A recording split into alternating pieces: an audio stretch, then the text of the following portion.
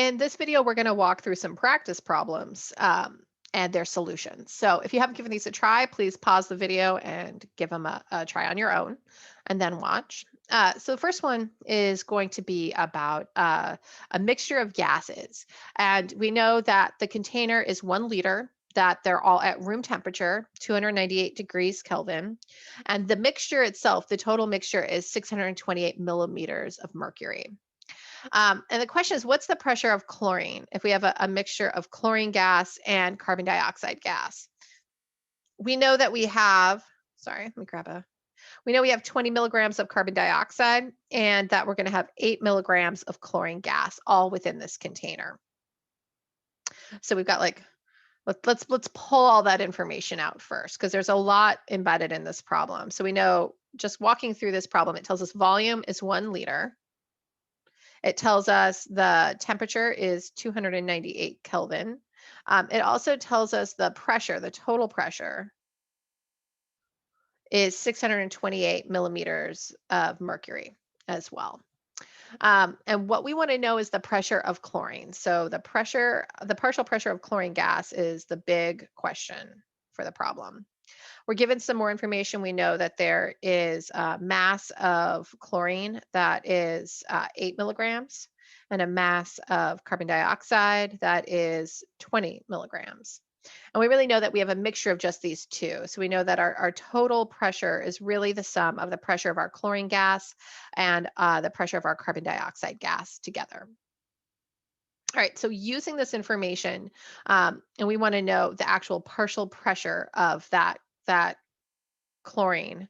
We don't know the pressure of carbon dioxide. So we can't just use Dalton's law of partial pressures to subtract and be done. Instead, we're going to need to use mole fractions because we do have information about the mass of both of these. Now, remember when we talked about mole fraction, a mole fraction, and let's just set this up for chlorine.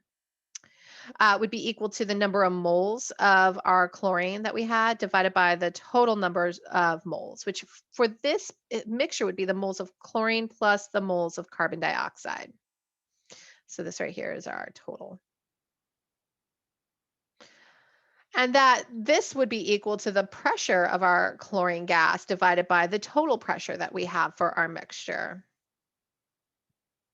which again could be also thought of as the pressure of our chlorine gas plus the pressure of our CO2. So we have some of this information already, right? Like we've got this P total. We've got that, let's circle it. That's right here. So that's our 628. What we're trying to find is this pressure of chlorine right here. Now, this information about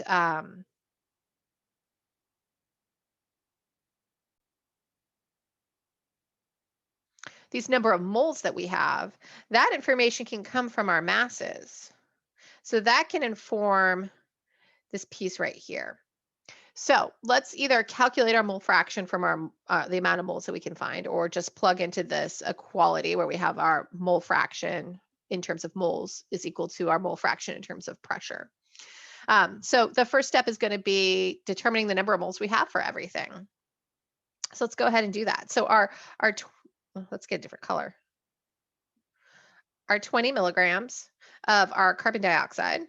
I'm going to first convert that into grams because I'm working in milligrams. So 1 gram is equal to 1,000 milligrams. And then I'm going to use the molar mass of carbon dioxide to convert between mass and moles, just like we would when we were talking about stoichiometry and chemical reactions. And so the molar mass of carbon dioxide is about 44. So I'll multiply this by 1 mole and divide by 44.01 grams of CO2.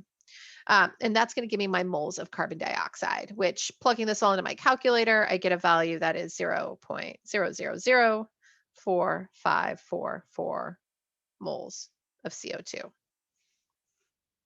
All right, so now we're going to do the same thing for our chlorine. So we know we have 8 milligrams of our chlorine gas. We convert this into grams, so we can use the molar mass to convert. The molar mass for just chlorine gas, which is, remember, diatomic, so it's Cl2 key, is 70.9 grams.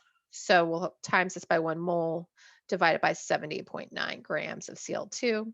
And that's going to give us a value for our moles of chlorine, which will be 0.0001128 moles of Cl2. Okay, so now we have our moles. Now we actually have enough stuff to actually solve our problem, right? So now I've got the moles of chlorine, the moles of carbon dioxide, and I have my total pressure, so I can now solve for that partial pressure of chlorine.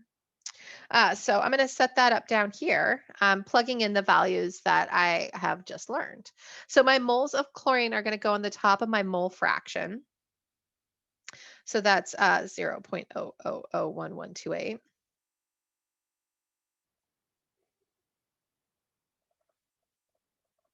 And I'm putting on the bottom, I'm going to sum these together. I need the moles of the chlorine plus the moles of the carbon dioxide because I need the total number of moles in the system.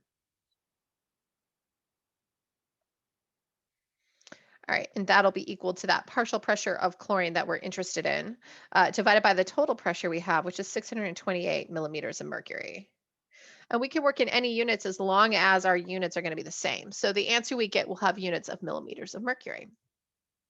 Okay, so plugging this all into my calculator, I am going to get a value for the partial pressure of chlorine gas that is 125 millimeters of mercury. Let's go on to the next problem. All right, so this one is looking at oxygen gas. And it's evolving during the decomposition of hydrogen peroxide. And it's in the presence of a catalyst. So that means it's going to happen pretty quickly, which will be fun and exciting. If you're actually watching, it'll be bubbling. Um, and it's going to be it's collecting over water, right? Because the hydrogen peroxide is in a water solution. So the volume that displaces water is measured to be 0.565 liters, and that's at 34 degrees Celsius. The atmospheric pressure is 1.058 atmospheres, so we can assume that's the total pressure of our gas mixture. What is the pressure of the dry oxygen gas? And I'm going to highlight, I want to underline this dry. When you're being asked for the pressure of something, it says dry and it says collected over water. Where was that? Or displaces water. These are all indications that you need to correct for the vapor pressure of water. Yeah, so we're going to need to do that. So this is a Dalton's partial pressure question. It's because it's being collected of water. We have to correct for that vapor pressure of water. So what we know about this about this problem right now is that our total pressure is equal to the pressure of the oxygen that's evolving from the chemical reaction plus the pressure of the water that is present as water vapor above the surface of the water. We know that we have a total pressure that's equal to 1.058 atmospheres. We know that we have a temperature that's equal to 34 degrees Celsius, which we just know we have to convert this into Kelvin. So plus 273 is going to give us a temperature that's 307 Kelvin. We also know that we have a volume. There it is. Our volume is equal to 0.565 liters as well. So looking at this, I know I'm also going to need an R value if I'm using the ideal gas law, and I see that I have units of atmosphere. So I'm going to guess that I'm going to just keep on working in that. So I'm going to throw this on here now so I don't forget. My R value, if I use it, will be 0.0281 liters times atmospheres divided by moles Kelvin. All right, so let's correct for that water vapor pressure. So that water vapor pressure, I'm going to use the table. And the temperature that I'm given is, so at 34 degrees Celsius, I'll write it down here. And you might have to approximate and just go with the one that's closest if it doesn't have the exact one. So I don't think it has it exactly for 34. So I'm going to use it for 35. So looking at the table, I can't quite get as close as I want, but we'll approximate. We'll do 35 degrees Celsius because it goes in increments of 5 degrees. I could see that the vapor pressure for water is equal to 42.23 millimeters of mercury. All right, so I am going to go ahead and convert that into pressure right away. So that way we can have the same units, because right now my pressure units don't match up. So to convert something in millimeters of mercury to atmospheres, we use our conversion factor that we have 760 millimeters of mercury in every 1 atmosphere. So to convert this, I multiply this by 1 atmosphere and divide by my 760 millimeters of mercury. And that's going to give me a value of, so that'll give me a pressure of 0.0556 atmospheres. All right. So now we can start solving the problem. Like everything is information now. So first we need to figure out that pressure of just oxygen. So that PO2 is going to be equal to my total pressure, which is the 1.058 atmospheres, minus the partial pressure of the water, which is 0.0556 atmospheres, which gives me a value of, here, I'm going to get rid of this, 1.0024 atmospheres. All right, so now I've figured out what the partial pressure of dry oxygen is. Fantastic. So I've solved this piece. Now the next part had a typo, as my solutions look very different than what the question asked, which is not calculating the volume. We know the volume that it will occupy will be that 0.565 liters, right? But what is going to be the moles of oxygen gas that were produced by the reaction?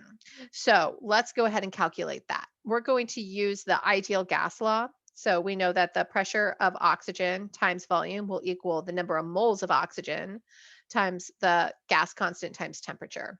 So rearranging this, the moles of oxygen will be the pressure of oxygen times the volume divided by RT. So I'm going to just plug in the values that I have here for this. That pressure of oxygen isn't the total pressure. It's our new corrected value. So it's going to be our 1.0024 atmospheres times that volume that we measured of 0.565 liters divided by our gas constant,